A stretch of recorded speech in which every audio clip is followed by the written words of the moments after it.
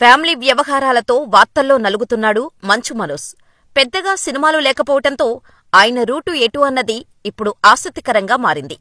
చిత్ర పరిశ్రమలో కంటిన్యూ అవుతాడా లేక రాజకీయాల వైపు అడుగులేస్తారా? ఇదే ప్రశ్న చాలా మందిని వెంటాడుతోంది. గడిచిన 2 వారాలుగా వార్తల్లో హంగామా చేస్తున్నాడు నటుడు మంచు మనోజ్. రాష్ట్రవ్యాప్తంగా పాపులర్ అయ్యాడు.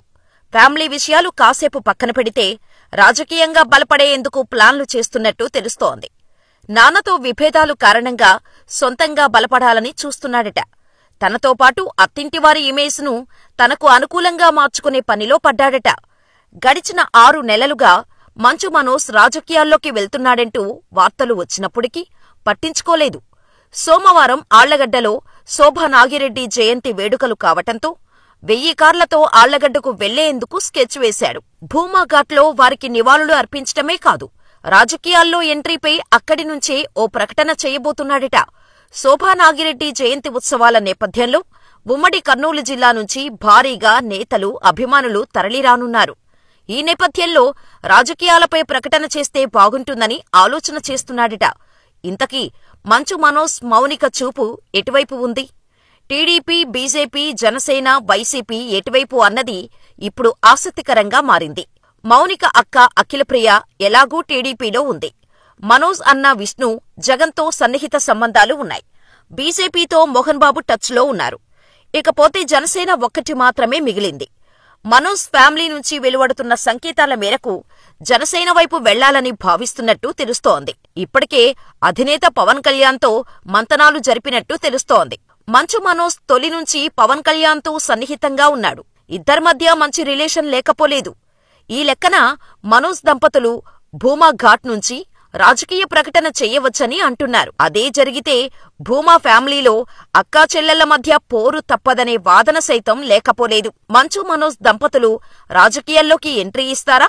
రాజకీయంగా ఏం చేయబోతున్నారు అనేది ఇప్పుడు సినీ రాజకీయ వర్గాల్లో ఆసక్తికరంగా మారింది. ఒకవేళ జనసేన వైపు వెళ్తే అఖిలప్రియ వర్సెస్ మౌనిక అన్న ఫైట్ తప్పదని అంటున్నారు. ఎందుకంటే భూమా ఫ్యామిలీకి ఆళ్లగడ్డ కంచుకోట. అలా కాకుండా నంద్యాలపై ఫోకస్ చేయవచ్చని అంటున్నారు. రాజకీయ ప్రకటన తర్వాత వారు చేసే సర్వీసును బట్టి ఏ నియోజకవర్గం అనేది డిసైడ్ అవుతుందని అంటున్నారు. ఇలాంటి రోజు వస్తుందని ఊహించలేదండి. నిజంగా మీడియా మిత్రులకి, ముఖ్యంగా 2 అన్నలకి నా క్షమాపణలు. మా నాన్న తరఫున, మా అన్న తరఫున నేను సారీ అడుగుతున్నాను. నేను నీ తమ్ముడు అనుకోండి, మీ వాడిని అనుకోండి, మీకు నీ తోడుంటాను. మీకు ఏదున్నా నాకు ఫోన్ చేసేదని నేను ఎప్పుడు ఒక్క కాల్ దూరంలోనే ఉంటాను. I will always be that to support you and your family. And I'm sorry. నా కోసం సపోర్ట్ చేసేదానికి వచ్చి మీకు ఇలా జరగడం నాకు చాలా బాధగా ఉంది. నా భార్య పేరు లాగుతున్నారు, 7 నెలల కూతురు పేరు లాగుతున్నారు. నేనేం అడగలేదు, సొంత కాళ్ళ మీద పనిచేస్తున్నాను.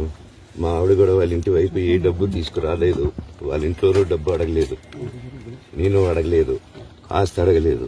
మా ఆవిడ 7 నెలలు గర్భవతిగా ఉన్నప్పుడు తనకి